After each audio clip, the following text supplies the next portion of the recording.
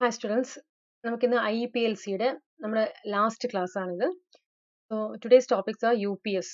Mainly UPS ആണ്. Just മോട്ടോഴ്സിനെ പറ്റി just ഒരു ബ്രീഫ് ആയിട്ടുള്ള ഒരു ഐഡിയ മാത്രം. ഓക്കെ, അപ്പോൾ UPS എന്ന് പറഞ്ഞു കഴിഞ്ഞാൽ എന്താണെന്ന് നമുക്കറിയാം. What is UPS? It is uninterruptible power supply.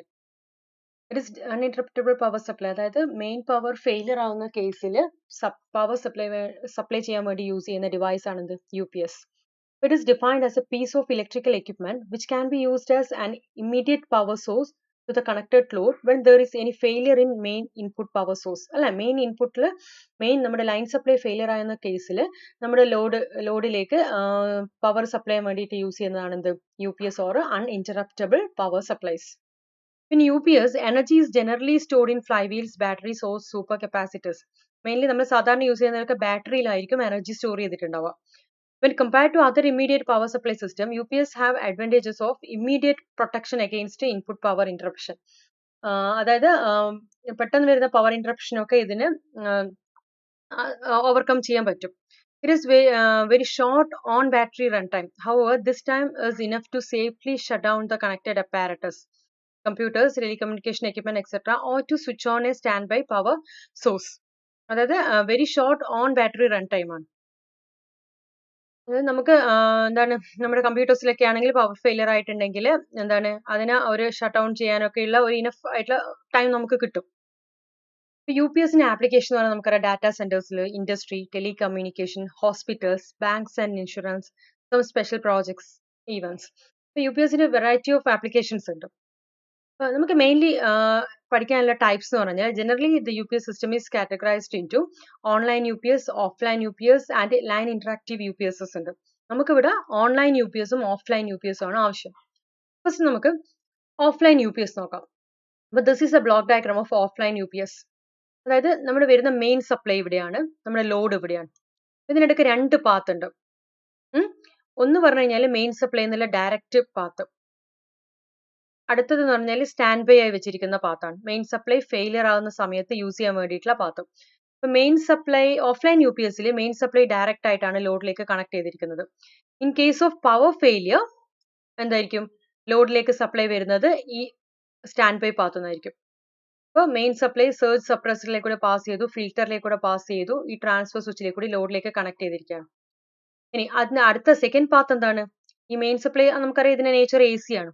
ഇതിനെ AC-നെ DC-യിലേക്ക് കൺവേർട്ട് ചെയ്യാൻ വേണ്ടിയിട്ട് ഒരു റെക്ടിഫയർ യൂസ് ചെയ്യും. എന്തിനു വേണ്ടിയിട്ടാണ് DC കൺവേർഷൻ ഇവിടെ? അതായത് നമ്മുടെ ബാറ്ററിനെ ചാർജ് ചെയ്യാൻ നമുക്ക് DC ആണ് ആവശ്യം അല്ലേ? സോ ഈ DC ഉപയോഗിച്ച് ബാറ്ററിനെ ചാർജ് ചെയ്യും. ബാറ്ററി ഇങ്ങനെ ഫുൾ ചാർജ് ആയി കിടക്കും. ഇനി ഈ എപ്പോഴാണോ പവർ ഫെയിലിയർ സംഭവിക്കുന്നത് ആ സമയത്ത് ഈ ട്രാൻസ്ഫർ സ്വിച്ച് ഈ ഒരു ഡോട്ടഡ് ഈ ഇതിലേക്കാണ് കണക്ട് ആവുന്നത്. അപ്പൊ ഇവിടെ വരുന്ന DC-നെ എന്താക്കും? ഇൻവേർട്ടർ, DC-നെ AC-യിലേക്ക് തിരിച്ച് കൺവേർട്ട് ചെയ്യാൻ വേണ്ടി നമ്മൾ എന്ത് ചെയ്യും? ഇൻവേർട്ടർ യൂസ് ചെയ്യും. ഇപ്പൊ DC to AC-യിലേക്ക് നമ്മൾ ഇൻവേർട്ടർ യൂസ് ചെയ്യും. ദെൻ ആ ഇൻവേർട്ടറിലേക്കായിരിക്കും ഈ സ്വിച്ച് കണക്ട് ചെയ്യുന്നത്. മനസ്സിലായില്ലേ? അപ്പൊ this is A working principle of offline UPS. അപ്പം ഇവിടെ എന്താ വെച്ച് കഴിഞ്ഞാൽ മെയിൻ സപ്ലൈയിലേക്ക് കൂടി ഡയറക്റ്റ് ലോഡിലേക്ക് കണക്ഷൻ വരും. ഈ മെയിൻ സപ്ലൈന്ന് എപ്പോഴേക്കും ഈ ഒരു പ്രോസസ്സ് ഇവിടെ നടന്നുകൊണ്ടിരിക്കുന്നുണ്ടാവും. അതായത് ഈ മെയിൻ സപ്ലൈനെ DC-യിലേക്ക് കൺവേർട്ട് ചെയ്തിട്ട് ബാറ്ററി ഇങ്ങനെ സ്റ്റോർ ചെയ്ത് വെച്ചിട്ടുണ്ടാവും. ആ ബാറ്ററി വോൾട്ടേജിനെ AC-യിലേക്കും കൺവേർട്ട് ആയിട്ട് ഇവിടെ വരുന്നുണ്ടാവും. ബട്ട് പവർ ഫെയിലിയർ വന്നാൽ മാത്രമേ നമ്മുടെ ഈ ട്രാൻസ്ഫർ സ്വിച്ച് ഇതിലേക്ക് കണക്ട് ആവുന്നുള്ളൂ. അപ്പൊ ഇവിടെ ഈ ഒരു ട്രാൻസ്ഫർ ടൈം ചെറിയൊരു ഡിലേ വരും. ഇതിന്റെ വർക്കിംഗ് എന്ന് പറഞ്ഞു കഴിഞ്ഞാൽ this UPS is also called a standby UPS system which can give only the most basic features. Here the primary source എന്ന് പറഞ്ഞാൽ filtered AC ആണ്. When power breakage occurs, transfer switch will select the backup source in a select team.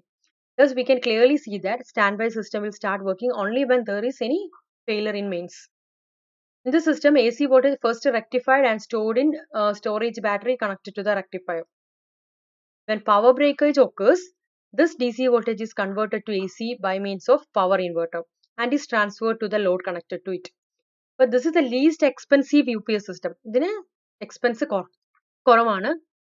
And it provides surge protection in addition to backup. Surge protection ഉണ്ട് ഇതിന് transfer time വേണം. ഞാൻ പറഞ്ഞു അല്ലേ, main supply fail ആകുമ്പോൾ നമ്മുടെ ഈ stand by ഇൻവെർട്ടറിലേക്ക് connect ചെയ്യാൻ വേണ്ടിയിട്ട് ഒരു ചെറിയൊരു ടൈം ആവശ്യമുണ്ട്. This transfer time can be about 25 milliseconds. ആ ഒരു ചെറിയ ഡിലേ വരുന്നുള്ളൂ. Which can be related to time taken by the UPS to detect the utility voltage that is lost. Okay, but these are about offline UPS. Next is online U P S. Online U P S എന്ന് പറഞ്ഞു കഴിഞ്ഞാൽ എന്താണ്, ഇവിടെ ഒരു dotted line ഇല്ല, എല്ലാ ലൈനും എപ്പോഴും ആക്റ്റീവ് ആണ്. ദാറ്റ് മീൻസ് മെയിൻ സപ്ലൈ ഒരു ബൈപ്പാസ് സ്വിച്ചിലേക്ക് കൂടെ ലോഡിലേക്ക് കണക്റ്റഡ് ആണ്. അതുപോലെ തന്നെ മെയിൻ സ്വിച്ച് എന്താണ് A C, main A C D സിയിലേക്ക് കൺവേർട്ട് ആയി, അത് ബാറ്ററീനെ ചാർജ് ചെയ്തു. ആ ബാറ്ററി, അതായത് ഈ ഒരു ഡി സി വീണ്ടും എ സിയിലേക്ക് കൺവേർട്ട് ആയിട്ട് ലോഡിലേക്ക്. അതായത് ഇവിടെ ഈ ഒരു പാത്താണ്, ഈ ഒരു സെക്കൻഡ് പാത്താണ് എപ്പോഴും ആക്റ്റീവായിട്ട് കിടക്കുന്ന പാത്ത്. അതായത് പവർ ഉള്ള സമയത്ത് തന്നെ ഇവിടെ ഈ രണ്ട് ടൈപ്പ് ഇൻവേർഷൻ നടക്കുന്നുണ്ട്, കൺവേർഷൻ, അതായത് വൺ റെക്ടിഫിക്കേഷൻ, വൺ ഇൻവേർഷൻ. ഈ രണ്ട് പ്രോസസ്സും അറ്റ് എ ടൈം നടക്കുന്നുണ്ട് ഇവിടെ. ഇങ്ങനെയാണ് നമ്മുടെ സപ്ലൈ ലോഡിലേക്ക് കണക്ട് ആവുന്നത്. ഇനി മെയിൻ സപ്ലൈ ഫെയിൽ ആയി കഴിഞ്ഞാലും ഇതിനെ എഫക്ട് ചെയ്യുന്നില്ല, ലോഡിനെ അത് എഫക്ട് ചെയ്യുന്നില്ല. കാരണം എന്താണ്, മെയിൻ സപ്ലൈന്ന് ഉള്ളത് ബാറ്ററി ത്രൂ ആണ് നമുക്ക് ഇവിടെ സപ്ലൈ വരുന്നത്. എപ്പോഴും ബാറ്ററി ചാർജിങ് ആണ് ഇവിടെ. ഈ ബാറ്ററിയിലെ സപ്ലൈ ആണ് നമ്മൾ ഇവിടെ, ബാറ്ററിയിൽ നിന്ന് വരുന്ന സപ്ലൈന്റെ എ സി കൺവേർട്ടഡ് വേർഷനാണ് നമ്മൾ ഇവിടെ ലോഡിലേക്ക് യൂസ് ചെയ്യുന്നത്. മനസ്സിലല്ലേ? അപ്പം ഈ ഡബിൾ കൺവേർഷൻ വെച്ചിട്ടാണ് മെയിൻ ടു ലോഡ് കണക്ഷൻ വരുന്നത്. ഇനി എപ്പോഴെങ്കിലും നമ്മുടെ ഈ ഒരു യൂണിറ്റിന് കംപ്ലൈന്റ് വരികയാണെങ്കിൽ മാത്രമാണ് മെയിൻ സപ്ലൈ നമ്മൾ ബൈപ്പാസ് ചെയ്തിട്ട് ലോഡിലേക്ക് കണക്ട് ചെയ്യുന്നുള്ളൂ. അപ്പൊ ഇവിടെ സപ്ലൈ ഫെയിൽ ആയി കഴിഞ്ഞാലും ഇവിടെ ഒരു ട്രാൻസ്ഫർ ടൈമിന്റെ ആവശ്യം വരുന്നില്ല, അല്ലെ? ഇവിടെ അങ്ങനെ ഒരു സ്വിച്ച് യൂസ് ചെയ്തിട്ട് അങ്ങോട്ടും ഇങ്ങോട്ടും സെലക്ട് ചെയ്യേണ്ട ആവശ്യം വരുന്നില്ല. എപ്പോഴും ഈ മെയിൻ സപ്ലൈ തന്നെയാണ് ഇതിലേക്ക് കണക്ഷൻ ആയിട്ട് വരുന്നത്. ഓൺലൈൻ യു പി എസ് എന്ന് പറഞ്ഞാൽ in this type of U P S double conversion ആവശ്യമാണ്, അല്ലെ? Here the first A C input is converted into D C by rectifying process for storing it in the rechargeable battery. This DC is converted into AC by the process of inversion and given to the load or equipment which is connected. This type of UPS is used where electrical isolation is mandatory. The system is a bit more costly due to design of constantly running converters and cooling system. ഇവിടെ എപ്പോഴും constantly run ചെയ്യുന്ന converter ആവശ്യമുണ്ട്, അതുകൊണ്ട് ഇത് കുറച്ച് costly ആണ്. Here the rectifier which is powered with a normal AC current is directly driving the inverter. Hence it is also known as double conversion UPS എന്നും കൂടെ ഇതിന് പറയും. ഇതാണ് ഓൺലൈൻ യു പി എസ് വന്നത്. ഇവിടെ when there is any power failure, the rectifier have no role in the circuit and the steady power stored in batteries which is connected to the inverter is given to the load by means of transfer switch. ഈ battery ആണ് എപ്പോഴും supply provide ചെയ്യുന്നത്. Once the power is restored, rectifier begins to charge the battery.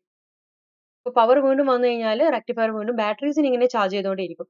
To prevent the batteries from overheating due to high power rectifier, the charging current നമ്മൾ limit ചെയ്യണം, കാരണം എപ്പോഴും ഇത് on ആണ്, ബാറ്ററി എപ്പോഴും ചാർജിങ് ആണ്. During a main power breakdown, UPS system operates with a zero transfer time. ഇവിടെ ഒരു ഡിലേയും വരുന്നില്ല. The reason is that the backup source acts as primary source and not the main AC power.